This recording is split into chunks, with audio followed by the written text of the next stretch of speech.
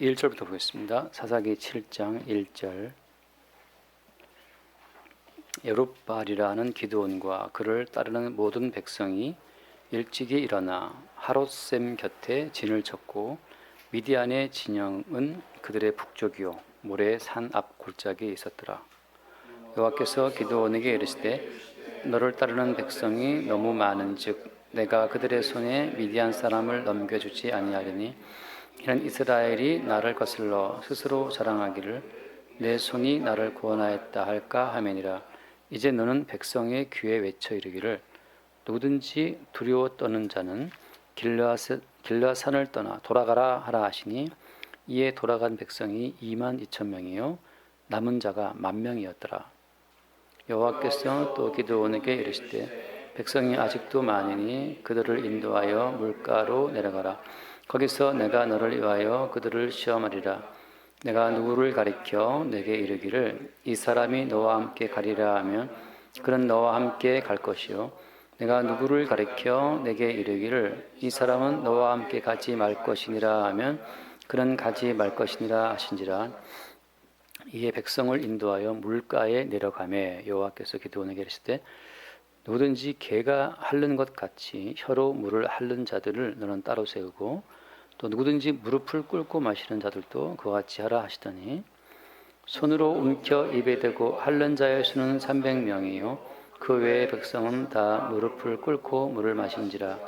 여호와께서 기드온에게 이르시되 내가 이 물을 핥아 먹은 300명으로 너희를 구원하여 미디안을 내 손에 넘겨주리니 남은 백성은 각각 자기의 처소로 들어갈 것이니라 하시니 이에 백성이 양식과 나팔을 손에 든지라. 기드온이 이스라엘 모든 백성을 각각 그의 장막으로 돌려보내고 그 300명은 머물게 아니라 미디안 진영은 그 아래 골짜기 가운데에 있었더라. 아멘. 네, 그 유명한 기드온과 300명의 용사에 대한 이야기가 나와 있습니다. 물론 300명을 용사라고 한 표현은 없어요. 그냥 우리가 이제 용사라고 이제 갖다 붙인 거죠. 왜냐하면 다 돌아갔지만 300명 남아 있었기 때문에 300명 나중에 이제 승리를 얻게 됩니다. 그래서 우리가 이 말씀을 보면서 하나님이 자기 백성 이스라엘을 통치하시는 그 통치의 원리를 하나 생각할 수 있어요. 우리가 흔히 말하는 것처럼 그러니까 일반적인 보편적인 삶의 원칙은 양적 기준으로 그 사람을 평가하죠. 그 사람이 얼마나 많은 것을 갖고 있느냐, 얼마나 많이 소유했느냐, 그 소유의 어떤 양을 따라서 그 사람의 힘을 평가하잖아요. 그래서 우리가 뭐 교회 나와서 기도를 해도 돈의 액수가 적은 것보다는 많은 게 좋잖아요. 많은 게 좋고 그리고 이제 나를 따르는 무리가 교인 수가 뭐 10명 앉아 있는 것보다는 그래도 뭐 수백 명이 낫고 그렇게 간단 말이죠. 정치를 해도 지지율이 40%냐 50%냐 이건 뭐 큰 차이잖아요.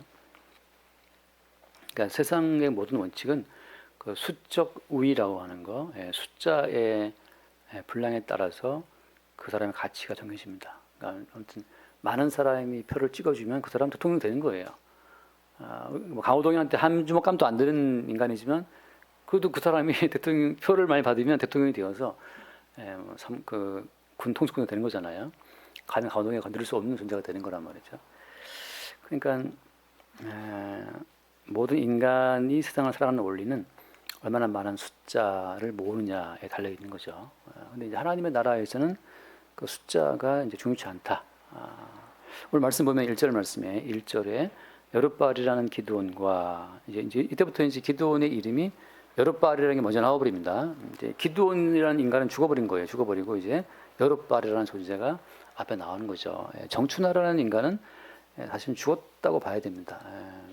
정춘하가 살아 있으면 너무 사는 게 고달프고 신경 쓰인 게 너무 많아요. 근데 정춘하가 죽었다 하면 여러분도 이제 제가 죽었다 하면 신경 안 쓸 거 아니에요. 살았다 생각하고 신경을 쓰는지 모르겠지만 아무튼 자꾸 왔다 갔다 그러니까 이제 살아있는데 왔다 갔다 그러니까 신경이 쓰이는 거란 말이에요. 근데 저거 죽었네 그러면 신경 아무도 안 쓴단 말이죠. 그런 것처럼 가끔 제가 저를 바라볼 때는 나 참 죽었지 참 내가 죽었지. 그러니까 어떤 인간 관계에서 내가 이제 상처를 받을 때 인간관계에서 시험 받을 때, 물론 이제 상처라는 내 입장에서 말하는 겁니다. 그쪽은 나를 안 찌른 적이 없어요. 근데 스스로 이제 무시 던진 말에 찔린 거죠. 쉽게 말하면. 그러니까 인간관계에서 상처받은 놈이 잘못된 놈이에요. 인간관계 상처받은 사람이 문제가 많은 사람입니다. 상처를 받으면 안 돼요.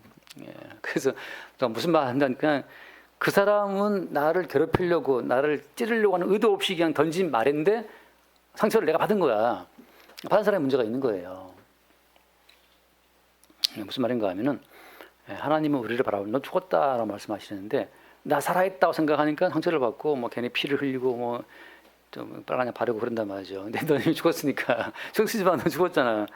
그러니까 난 좀 죽었지. 그러니까 죽었으니까 나를 배려하지 않든 신경을 쓰지 않든 예의를 뭐 찾아주지 않든 죽었는데 뭐 신경 써. 죽은 사람 누가 너 챙겨주면 죽었는데 우리 아버님 돌아가셨으니까 뭐 지금 안 계시니까 어디 뭐 납골당에 간다 하더라도 아버님 내려와서 뭐 이제 왔냐라고 하지도 않잖아요. 그러니까는 뭐 찾아가지 않아도 괜찮아요. 뭐 안 계시니까 그런 것처럼 성도는 주님 보시기에 죽은 자이기 때문에 세상으로부터 어떤 대우를 받는다 하더라도 그게 별로 중요하지 않습니다. 어차피 죽은 자인데 살아있다, 존심이 있다 생각하니까 말 한마디에 뭐 찔리고 눈초리 하나에도 막 상처를 받고 뭐 왜 그러냐 그러는데 너는 죽었어. 그냥 괴로워할 것이 없어요. 그래서 여룻바알이라는 말은 이제 바알과 다투는 자잖아요. 바알과 다투고 이긴 자인데 다시 말하면 바알이라고 하는 그 가짜 주가 가짜라는 사실을 입증한 자가 이 기도내란 말이죠. 그러니까 모든 성도는 인간들이 자기 욕망으로 주여 주어 부르는 그 주가 가짜라고 하는 그 사실을 입증하는 증인으로 존재하기 때문에 그래서 모든 성도는 여룻바알이에요. 바알이라고 하는 그 거짓주와 다투는 자라고 하는 거죠.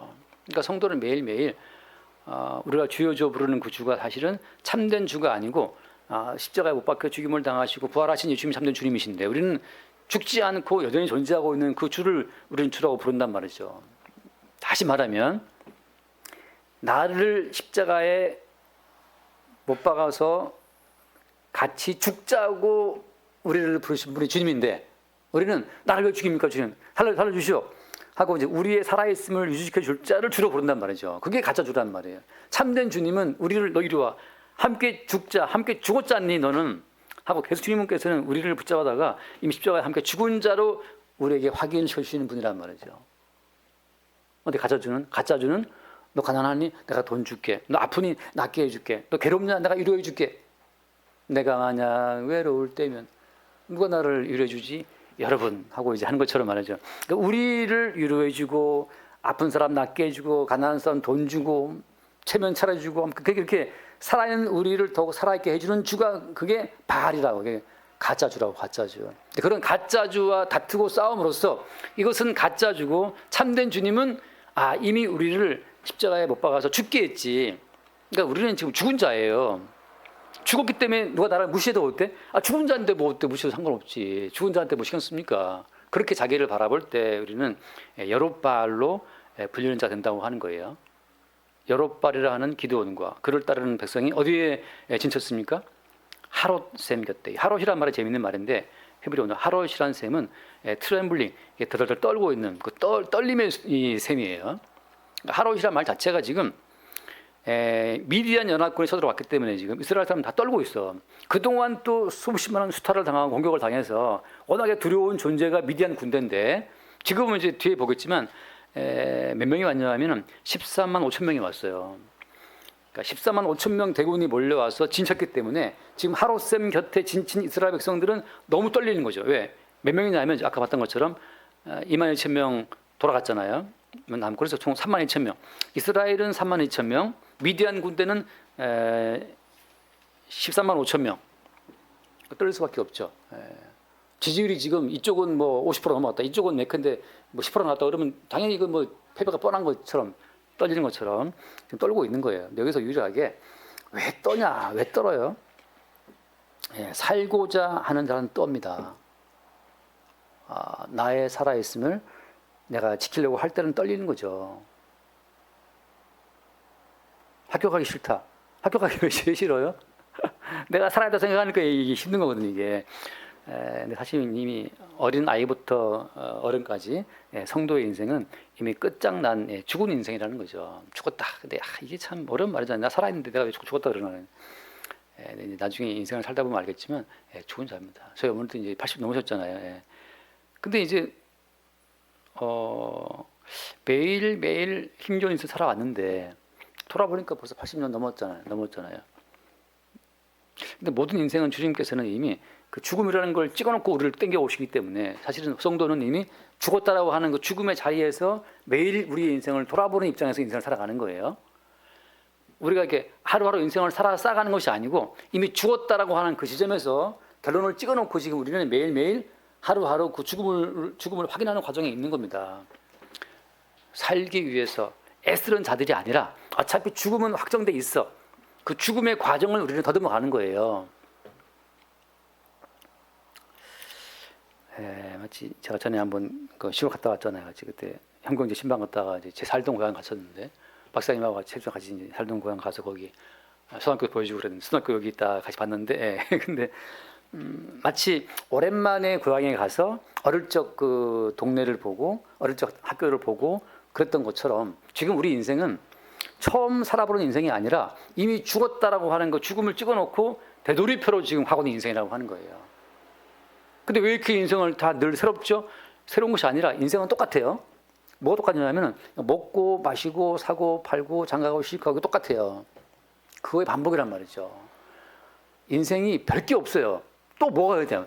내일 뭐 먹지? 뭘 못 먹지? 맨날 제 아내도 보면 반찬을 뭘 해놔야 되나? 뭐 국을 뭘 끓여놓고 하고 맨날 물어보는데 가끔 저도 들을 땐 고민될 때가 있어요. 그래 지난주에 그래 김치찌개 먹었지, 된장국 먹었지, 뭐 콩나물국, 뭐 미역국, 뭐 뻔한 건데 늘 또 고민해야 된단 말이죠. 인생은 별게 없어요. 가끔마다 외식하고. 떤다는 말은 나의 살아있음을 내가 지키려고 하기 때문에 떨리는 건데 하루쌤 곁에 진쳤다라고 했는데 그 다음 말씀 2절 말씀 봐요. 2절 말씀 보면 2절에 여호와께서 기도원에게 이르실 때 널 따르는 백성이 너무 많다. 너무 많아서 내가 미디안 사람을 너와 넘겨주지 않겠다. 자, 예수 하나님 표현을 보세요. 지금 니들이 싸워 이길 거야. 뭐 그따위 소리 하는 거 아니에요. 하나님 무슨 말씀하시는 겁니까? 미디안 사람을 넘겨주지 않겠다. 자, 전쟁이라는 것은 우리가 싸우는 것이 아니고 주께서 적군을 넘겨주시면 이기는 거고 넘겨주지 않으면 지는 거예요. 전쟁은 우리가 하는 것이 아니고 주님께서 넘겨주면 이기는 거고 넘겨주지 않으면 지는 거예요. 전쟁을 우리가 주체가 되어 싸우는 것이 아니고 주님이 적군을 넘겨주면 이건 아웃되는 거고 넘겨주지 않으면 우리가 아웃되는 거란 말이죠. 그러니까 삶을 바라보는 어떤 관점 자체가 이게 다른 건데 지금 이스라엘 백성들은 숫자가 그나마 3만 1천 명이 왔기 때문에 이 정도면 해볼 만하다 싶은 생각이 있었단 말이에요. 그런데 주님께서는 너무 많은즉 내가 그들의 손에 너희를 내가 믿을 사람 남겨주지 않겠다. 왜냐하면 이스라엘이 자랑하기를 우리가 이겼다라고 할까 싶어서 우리가 잘 싸워 이겼다라고 할고 싶어서 주님이 안 된다는 거죠. 그래서 어떻게 외쳐라? 3절 말씀 3절 이제 너는 백성의 귀에 외쳐 이르기를 그냥 작게 하는 거 아니에요. 외쳐 이르기를 뭐라고 했습니까? 야 떨리는 사람은 다 집에 돌아가라고 하는 거죠. 두려워 떠냐 너희들 지금 하루쯤 트램블링 셈이니까 지금 다 떨고 있단 말이죠. 오늘 떨리는지.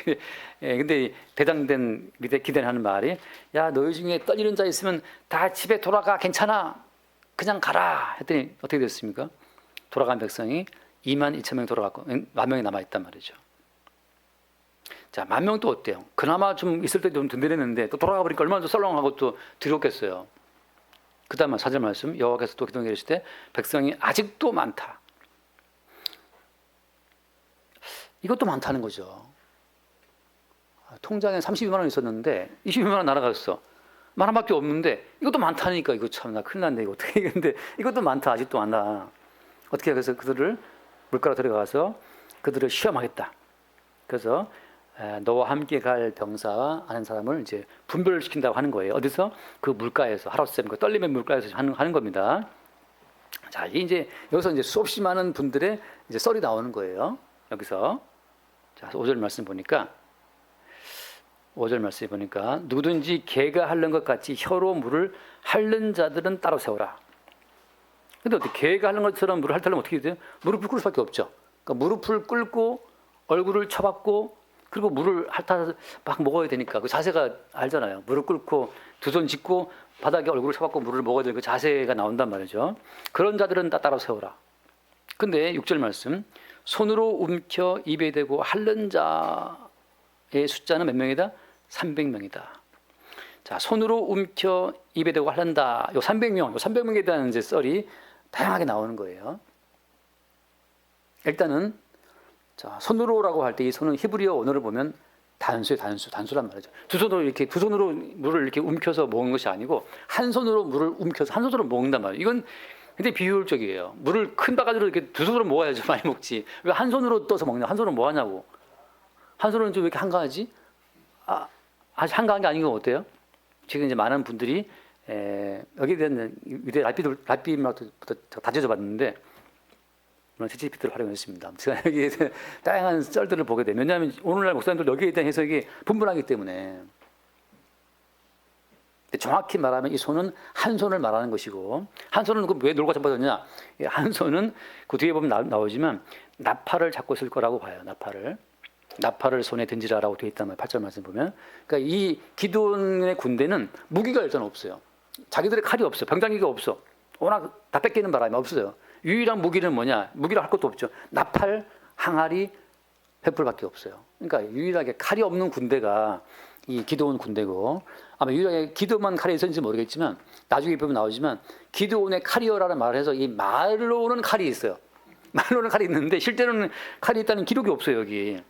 그래서 아마 보게 되면 한 손에 나팔을 들고 한 손으로 물을 이렇게 물을 퍼서 먹었다라고 보는 거죠. 여기에서 그럼 왜 이 사람들은 나머지 9,700명이 우르르 내려가서 무릎을 꿇고 개처럼 막 그냥 목마른 김에 물을 마시고 있는데 왜 이들만큼은 비효율적으로 한 손으로 물을 떠서 한 손으로 물을 마시고 있었겠느냐라고 하는 거죠. 그래서 이제 이 사람들은 뭐 주변을 경계했다 이렇게 경계하면서 저기 오나 안 오나 봐도 소용 없는 게 칼도 없는 것들이 뭐 어쩌겠습니까? 그냥 그래서 제가 볼 때는 이건 무슨 어떤 거냐면은 먼저는 무릎을 꿇고 개가 핥는 것처럼 물을 이렇게 핥아 먹은 사람들은 어떤 장면을 보여주냐 하면 잠깐 한번 보겠습니다. 지금 기드온의 별명이 뭐였어요? 여룻바알이잖아요. 바알과 싸우는 자인데 이 자세가 지금 백성들이 물어본 자세가 잠깐 봐요. 열왕기상 19장 말씀 봅시다. 열왕기상 19장 엘리야가 바알 선지자 450명하고 이긴 다음에 그 갈멜산 전투에서 이긴 다음에 했었던 하나님의 어떤 말씀입니다. 열왕기상 19장 18절 말씀을 볼게요. 19장 18절 같이 한번 보겠습니다. 가운데 7,000명을 남기리니 다 바알에게 무릎을 꿇지 아니하고 다 바알에게 입맞추지 아니한 자니라. 자, 무릎을 꿇고 그다음에 어때요? 바알에게 입맞췄다라고 말할 때 이 자세를 생각해 보세요. 무릎을 꿇었다. 바알의 그 신상, 바알의 단에 입을 맞췄다는 것은 무릎을 꿇은 상태에서 입 맞추는 건데 이게 어떤 자세가 똑같아요? 지금 무릎을 꿇고 물을 마시는 것과 똑같은 자세를 갖고 있는 겁니다. 다시 말해서 이것은 뭐냐? 물 마실 때 너무나 자연스럽게 무릎을 꿇고 물을 핥아 먹는 물에 입을 맞추는 이 자세라고 하는 것은 바알 숭배의 자세와 너무 일치한단 말이죠. 다시 말해서 평상시에 그들의 모든 삶 자체가 워낙에 바알에게 무릎 꿇고 바알에게 입 맞춘 삶이기 때문에 무엇을 대한다 하더라도 자기 욕망을 채우기 위한 어떤 용도로서 그들의 모든 삶이 지금까지 이루어져 왔다는 사실을 보여주는 거예요. 무슨 일을 해도 자기 욕망 위주로 해왔기 때문에 예수를 바라볼 때에도 자기 욕망을 채울 그 욕망의 대상으로 예수를 바라보는 그 주여 부르는 그 부르짖음, 우상 숭배에 최적화된 어떤 삶의 자세를 그들이 그동안 유지해 왔기 때문에 우상 숭배에 최적화된 그 삶의 자세가 무의식 가운데 다 튀어나오는 거예요. 무엇을 대해도 나 위주로, 교회에 나와서 말씀을 듣고 교회 생활은 나 위주로, 점심 봉사 한 번을 해도 나 위주로, 그런 거죠. 그러니까 무엇을 해도 자기를 먼저 챙기는 그 삶의 무의식적인 어떤 그 표현들이 드러나는 자세가 이런 거라고 하는 거죠. 바알에게 무릎을 꿇고 입 맞추듯이 물을 마시기 위해서 무릎을 꿇고 물에 입을 맞추는 이 자세가 하나님 보시기에는 바알 숭배를 떠올리는 저 인간들은 평상시에도 욕망을 위해서 주저하던 그 인간들인데 그 똑같은 자세로 목마른 갈증을 해결하기 위해서 또 서슴지 않고 무릎을 꿇고 그 욕망의 대상에 입을 맞추는, 서슴지 않고 돈을 벌기 위해서 돈에 무릎을 꿇고 돈에 입을 맞추는 자세가 그냥 태어났다는 거죠. 그러니까 이들은 어때요? 여호와의 전쟁을 싸운다 하더라도 왜 이들은 나온 겁니까? 그냥 말하자면 이 전쟁에 참여하면 내게 돌아올 것이 무엇인지를 염두에 두고 참전한 자들이기 때문에, 예수를 따라와도 내게 돌아올 것이 무엇일까를 염두에 두고 예수를 따라오는 자들이기 때문에 주님 보시기엔 어때요? 악하고 음란한 세대가 표적을 구하는데 내가 보일 표적은 뭐밖에 없다? 연합밖에 없다. 주님은 지금 죽음을 보여주러 오셨는데 이들은 자기 욕망의 어떤 추구의 대상으로 예수를 보고 따라왔다는 사실을 주님 말씀하신 거잖아요. 그런 것처럼 이 물을 마시는 자세로 아까 했던 것처럼 거기서 내가 너를 위하여 그들을 시험하리라 했던 것처럼 주님께서는 지금 그 물가에서 가장 근원적인 생존 욕망이 이 마시는 욕망인데, 일단 여기는 이제 더운 지방이고 물이 중요한 거기 때문에 자기의 가장 기본적인 욕망을 해결하기 위해서 그들이 어떤 자세를 취하는 걸 가지고서 내가 그들을 시험하겠다. 그들이 했던 그 모든 자세는 그냥 서슴지 않고 무릎 꿇고 욕망의 대상에 입 맞추는 자세가 튀어나왔다는 거죠. 이것을 어떻게 그들은 짐 싸갖고 집으로 가라가 되는 거예요. 근데 300명은 뭡니까? 300명은 일단 한 손에 나팔이든 뭐든 잡고, 나팔이든 항아리든 햇불이든 뭔가 이제 잡고 있는 것이고, 매우 비효율적으로 한 손만 가지고서 물을 떠서 먹는 이 자세. 근데 뭘 한 손에 잡고 한 손에 물을 뜨기 위해서는 이게 무릎을 꿇으면 되니까 안 되니까 무릎 꿇을 수도 있지만 어떤 자세가 되는 거예요? 엎드릴 수 없는 자세, 이게 물을 떠야 되기 때문에. 다시 말해서 이것은 제가 볼 땐 그래요. 아까 엘리야한테 했던 말씀처럼 그 7,000명은 바알에게 무릎을 꿇지 않고 그다음에 어떻습니까? 입을 맞추지 않다 하잖아요. 손으로 물을 떠야 되기 때문에 이들은 그들의 입을 물에 맞출 수는 없어요. 물을 떠와서 오히려 물을 입으로 가져와야 되는 거니까. 자, 제가 지금 무슨 말 하고 싶었나 하면 이 말입니다. 저는 예전에 그 생각을 했어요. 제가 요한복음 때 잠깐 말했지만 제 기억이 나요. 중3 때인가 뭐 중2 때인가 그 부흥사 목사님이 와서 부흥할 때 여러분 가운데 예수를 위해서 죽을 사람이 있습니까? 라고 했었을 때 아무것도 오해하지 마시고 그냥 아무도 모를 중3 나이 때도 손을 들고 앞에 앉아서 이제 순교할자 해서 순교하겠다고 손을 들으니까 그 부흥 강사 목사님이 되게 웃으면서 기특하다고 이제 하던 기억이 나요. 그 목사님은 항상 겨울에 와서 파카 입고 왔었는데 끝날 때 이게 장갑을 딱 끼고 이렇게 했던 기억날지 모르겠어요. 근데 약간 전직이 의심스러운 좀 깡패인가 싶은 그렇게 좀 얼굴도 그런 분이었는데 뭘 알았겠어요. 근데 돌아보면 그렇습니다. 제가 어제 쇼츠에 올린 내용처럼 베드로가 예수님께 이렇게 말했잖아요. 예수님, 다른 사람은 다 버릴지언정 저는 예수님 버리지 않겠습니다. 그리고 어때요? 내가 주를 위해서 목숨을 버리겠나이다 한단 말이죠. 그러면 그 목숨을 바치겠다라고 하는 그 베드로의 그 고백이 그냥 쉽게 말해서 흔히 말하는 뻘짓, 흔히 말하는 그냥 호승심에 나오는 호기에서 나오는 뱉은 말입니까? 그냥 한번 해본 말인가요? 그냥 립서비스로 예수님 믿고 좋으라고? 그건 아니죠. 어떻게 아는 거냐 하면 베드로는 진짜 예수님을 사랑했어요. 그래서 그 요한복음에도 나오지만 내가 주님을 사랑하는 줄을 주님이 아십니다라고 말하거든요. 그러니까 베드로는 진정이었어요. 베드로의 진정성은 드러난 겁니다. 다만 어때요? 베드로의 진정성으로는 하나님 나라에 이룰 수 없기 때문에 거의 접혀져야 되겠지만 일단 베드로는 뭘 갖고 있는 거냐 하면 진심으로 주님을 사랑하고 따르겠다는 마음은 그건 진심이었어요. 그런데 어때요? 돌아보니까 그 진심마저도 사실은 주님께서 베드로에게 하게 하신 겁니다. 자, 이게 지금 중요한 건데 제가 이제 워낙 복음을 증거하면서 자유를 주다 보니 사람들이 막 퍼져버리는데 사실은 어떻게 자유가 온다 하더라도 주님을 따르고 싶은 우리의 어떤 본심이 창세전 그리스도 예수 안에서 택함된 백성으로부터는 이게 넘쳐나게 되어 있어요. 아무리 너 막 살아라, 그냥 대충 살아라고 한다 하더라도 그 어떤 말이 들어온다 하더라도 항상 그 중심 가운데에는 주님을 바라보고 주님을 따르고 싶고 아무튼 주님을 향한 그 마음, 그 원천적인 마음이 샘솟이 올라오게 돼 있다니까요. 정말 복음을 증거하면서 그냥 살아요. 막 살아요. 라고 한다고 해서 정말 막 살 것 같으면 그 사람은 택한 백성이 아니에요. 어떻게 한다 하더라도 주님께서 말씀하시기를 야, 니 나 세 번 버릴 거야. 성경에 예언도 있어. 목자를 치면 양떼가 터진다고 돼 있어. 넌 말씀 그대로 하면 넌 나 버리게 돼 있어. 라고 해도 어때? 라고 해도 베드로의 진정성은 주님 다 버릴지언정 저는 안 버린다라고 하는 그 자기의 그 진심을 그 순간의 진심을 고백을 안 할 수가 없는 거예요. 그건 그 순간의 진심이니까. 근데 베드로의 그 진심의 고백이 무엇이다? 사실은 창세전 그리스도 예수의 택함의 은총에서부터 흘러나오는 고백이라고 하는 것, 그것조차도. 자, 그래서 지금 이 300명은 웬 사명감인지는 모르겠지만 한 손에는 그 무기 비슷한 나팔을 들고 항아리를 들고 한 손으로는 정말 뭐랄까 육신의 본성이 요구하는 바 빨리 날도 뛰어들어가서 물을 막 퍼마시고 싶은데 그 욕망을 억제하고 한 손에 이 무기 같지도 않은 무기를 들고 한 손으로 물을 떠서 마시는 이 하나님을 향한 어떤 중심 자체를 포기하지 않았던 자들이라는 사실을 말하고 있는 거예요. 바알에게 무릎 꿇지 않은 7,000명처럼 바알에게 무릎 꿇지 않은 이 300명이라는 사실을 간접적으로 볼 수 있다는 거죠.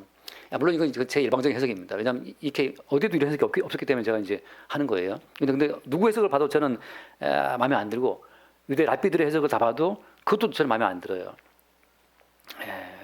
단지 뭐냐, 제게 다가온 것은 바알에게 무릎 꿇지 않고 입 맞추지 않은 7,000명이라는 그 말씀을 통해 제가 역으로 다시 봤을 때 이들은 생존의 욕망에 무릎 꿇지 않고 입 맞추지 않은 자 300명이라고 하는 거죠. 그럼 뭐 목소리 멋대로 말씀 풉니까? 근데 생각해 보세요. 12명 가운데 유다는 예수님 팔아먹으려고 나가버렸잖아요. 사탄이 들어와서.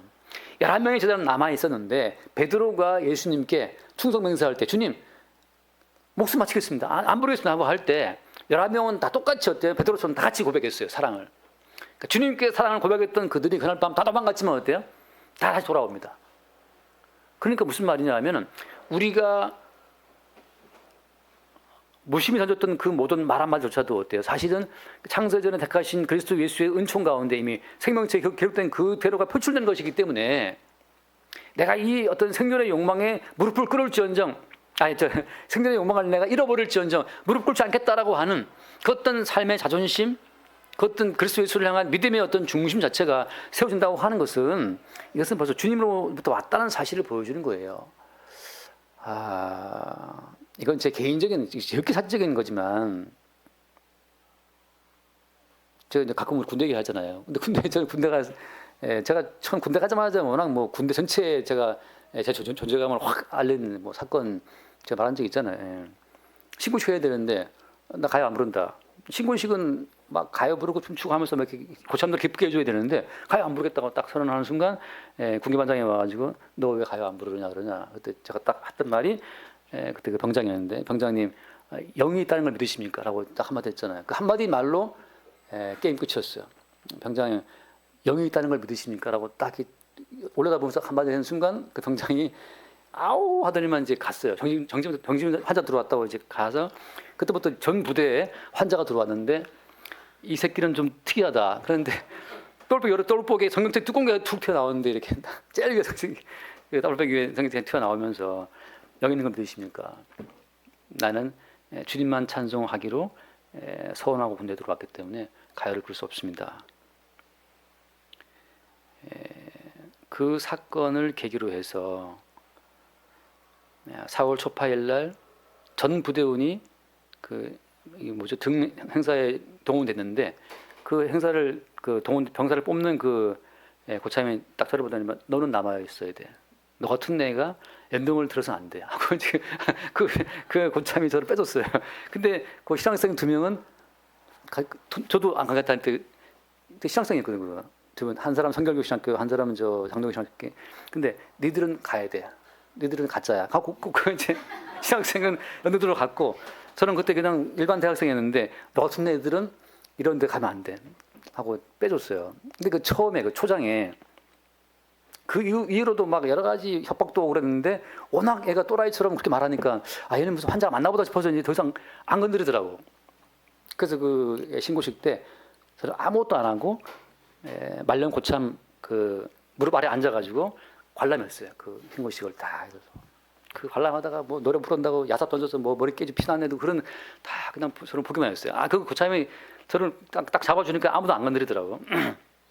무슨 말인가 하면 다 다른 것이 아니고 이 300명이 보여준 어떤 태도가 뭐냐, 생존의 욕망에 무릎 꿇지 않고 여호와를 섬기겠다라는 어떤 그 자세가 은영 가운데 여기 포함되어 있다는 사실을 주님이 보신 거죠. 이 사람들이다. 이 나름의 어떤 주대죠, 주대.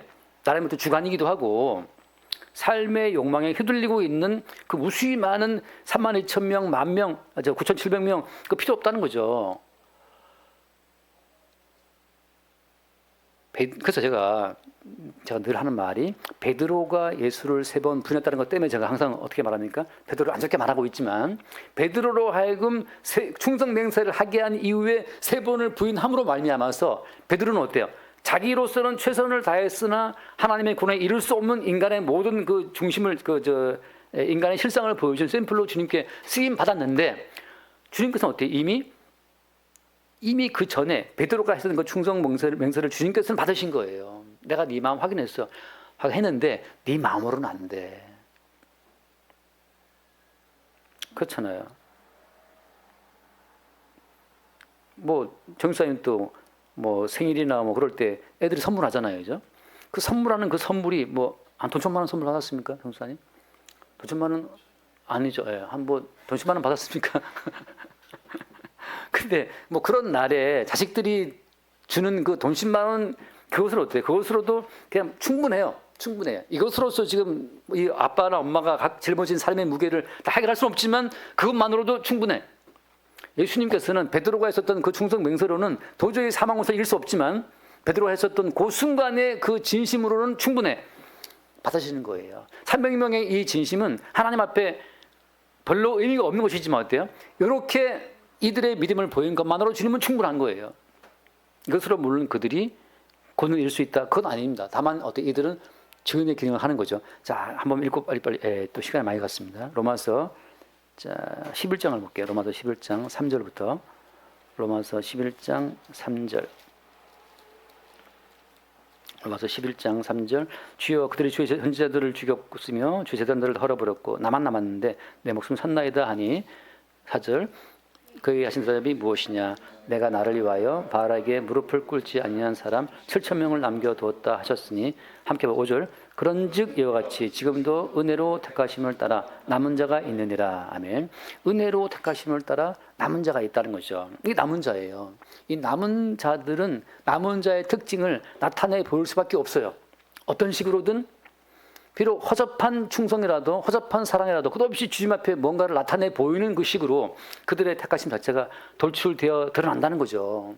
사도 바울이 예수를 만나기 전에도 어때요? 전에도 죽을 힘을 다해서 그는 하나님 말씀을 살기 위해서 몸부림친 사람입니다. 주님 만나고 나서 방향이 바뀌면서 이제 모든 것 자체가 그리스도 예수의 의로 모아졌지만 그 전만 해도 어때요? 그는 최선을 다해서 자기 나름대로 인생을 살아온 사람이고 그것이 그가 생각하는 주님을 향한 최선의 어떤 사랑이었고 충성했다는 사실을 말하고 있는 거잖아요. 하나 더 읽읍시다. 요한복음 21장 15절 요한복음 21장 15절 그들이 조합 먹은 후에 예수께서 시몬 베드로에게 이르시되 요한의 아들 시몬아 네가 이 사람들보다 혹은 이것들보다 나를 더 사랑하느냐 하시니 이르되 주님 그러하나이다. 내가 주님을 사랑하는 줄 주님께서 아시나이다. 그러니까 주님은 이미 알고 베드로가 주님을 사랑하는 줄을 주님은 알고 있어요. 베드로에게 그러한 사랑과 그러한 충성과 그러한 자존심을 부어주신 분이 주님이기 때문에 그래서 어린 양을 먹이라 했단 말이죠. 똑같은 게 반복됩니다. 자, 17절 말씀. 세 번째 이르시되 요한 아들 시몬아 내가 나를 사랑하느냐 하시니 주께서 세 번째 내가 나를 사랑하느냐 하심으로 베드로가 근심하여 이르되 주님 모든 것을 아시오매 내가 주님을 사랑하는 줄을 주님께서 아시나이다. 이제 베드로가 근심돼. 왜? 아무리 주님 물어봐도 주님을 사랑하는 것은 확실한 거니까 자기로 아는 확실한 거니까. 근데 주님이 의심하듯이 물어보니까 아무튼 이게 이제 걱정이 되는 거죠. 정말 내가 주님을 사랑하지 않나라고 하는. 근데 주님을 사랑하는 그 중심 베드로에게 있었기 때문에 표출을 했고 그 주님을 향한 사랑이 부정되어서 한 부인되었고 다시 또 주님도 물어보시는 거예요. 부정된 그 바탕 위에서 주님은 여전히 어때요? 주님을 향한 그 사랑이 남았는지를 확인해 보신다고 하는 거죠. 자, 끝으로 얼른 돌아와서 마무리합시다. 거기 이제 그런데 이 사람 300명이다. 이 사람들이다. 같이 가라 하고 이제 300명을 뽑았어요. 자, 7절 말씀. 내가 이 물을 핥아 먹은 300명으로 손으로 이렇게 떠서 먹었던 손에 핥아 먹은 이 300명으로 너희를 구원하여 미디안을 내 손에 넘겨주리니 남은 백성은 아까 돌아가라 했잖아요. 자, 8절 말씀 보겠습니다. 이 백성이 양식과 나팔을 손에 든지라 기드온이 이스라엘 모든 백성을 각각 그의 장막으로 흘려보내고 그 300명은 머물게 하니라. 미디안 진영은 고척 아래에 있었더라. 자, 이 300명이 뭘 들었더라? 이제 양식과 나팔 자체는 이것은 이제 돌아가는 백성들이 남겨준 겁니다. 아무튼 지금 뭘 가지고 있어요? 이 나팔인데 이 300명이 누구냐 하면 주님이 이루신 전쟁의 승리를 증거하게 될 증인이에요. 증인. 나팔을 분다고 하는 것은 주님의 어떤 전쟁을 선언하고 선포하고 주님이 이루신 전쟁을 나타내고 증거하는 증인으로 이들이 부르심을 입은 거예요. 남은 자는 누구냐? 자기 용맹이 아니라 주께서 이루시는 구원을 나타내고 증거하는 자들이 남은 자예요. 하나만 읽고 마칩시다. 여호수아 6장 말씀. 여호수아 6장 4절. 여호수아 6장 4절. 자, 제사장 7 양각 나팔을 잡고, 양각 나팔은 이제 양의 뿔을 만든 나팔입니다. 어린 양 예수 그리스도처럼 양의 나팔, 양뿔 언약궤 앞에서 나아갈 것이요 7째 날에는 그 성을 7번 돌며 제사장들은 나팔을 불 것이며 5절 같이 보세요. 제사장들이 양각 나팔을 길게 불어 그 나팔 소리가 너에게 들릴 때에는 백성은 다 큰 소리로 외쳐 부를 것이라. 그리하면 그 성벽이 무너져 내리리니 백성은 각기 앞으로 올라갈지니라 하시며 300명의 용도 나팔을 부는 자들인데 나팔을 부는 것은 무슨 뜻이냐 하면 이 전쟁을 싸우시는 분은 우리가 아니고 하나님이라는 사실을 선포하는 겁니다. 전쟁의 주체가 인간이 아니고 주님이라는 걸 선포하는 것이 나팔의 의미예요. 이들이 어때요? 그리스도 예수의 증인이라고 하는 거죠. 이거 신약적으로만 보고 마치겠습니다. 사도행전 3장. 신약적으로 나팔을 분다는 말은 무슨 말이냐? 사도행전 3장 12절 말씀. 3장 12절. 베드로가 이것을 보고 백성에게 말하되 이스라엘 사람들아 이 일을 왜 놀랍게 여기느냐? 우리 개인의 권능과 경건으로 이 사람을 걷게 한 것처럼 왜 우리를 주목하느냐? 여기에서 나팔을 부는 주의 증인들은 자기의 권능과 자기의 경건과 자기의 힘과 정성을 다 부정하고 그리스도 예수의 이름이 했다는 사실만을 나타내고 증거하는 겁니다. 다시 말하면 나팔을 길게 불므로 말미암아서 여리고성을 무너뜨리시는 주의 권능이 발현되어 드러나는 것처럼 이제 모든 성도 입장에서는 우리가 아니고 그리스도 예수의 이름으로 이 일이 이루어졌음을 선언할 때 그 사람이 그리스도 예수의 증인되는 거죠. 모든 성도는 그래서 증인으로 살아가는 겁니다. 내가 좋은 학교를 나와서 좋은 데 취업을 하고 인생을 살아오는 이 모든 것도 내가 아니고 나의 권능과 나의 경건과 내 힘과 노력이 아니라 그리스도 예수께서 그의 이름으로 이 일을 이렇게 인생을 살게 했다라고 선언할 때 그들이 나팔을 부는 자들이고 그들이 나팔을 한 손에 붙잡고 물을 떠먹는 자예요. 밥을 먹을 때에도 직장에서 돈을 벌 때에도 항상 나팔은 손에 들려있어. 뭐 하려고? 이 밥을 먹게 한 자, 이 물을 마시게 한 분, 이 돈을 벌어 살게 하시는 분은 우리의 열심과 권능이 아니고 주님이라는 사실을 늘 나팔 불 준비를 하고 있는 자들이 한 손에는 나팔을 들고 한 손에는 물을 옮겨 먹는 거죠. 내 직장에 빠지는 것이 아니고 직장에서 내가 한두 명의 사람을 대하는 것도 어때요? 주님의 이름으로 주어진 은총의 선물임을 아무 때든지 나팔 불 수 있는 자의 위치로 나팔을 한 손에 붙잡고 한 손에는 물을 떠마시는 자, 그 자가 300명이라고 하는 겁니다. 기도하겠습니다. 존귀하신 주님 감사합니다. 기도원의 300명의 용사가 선발되는 과정을 통해서 육신의 본성에 무릎 꿇지 않고 욕망에 입맞추지 않고 오직 그리스도 예수의 이름이 하셨다고 하는 주의 행하심을 나타내고 증거할 나팔수의 역할을 늘 준비하고 있는 자들이 바로 그들임을 알게 하시니 감사합니다. 날마다 우리의 모든 삶 속에서 우리의 경건과 권능과 우리의 힘과 노력이 아니라 그리스도 예수께서 이 모든 일을 행하신 주체임을 나타내고 증거하는 나팔수로서 살아갈 수 있도록 긍휼을 더하여 주옵소서. 우리 주 예수를 기도드립니다. 아멘.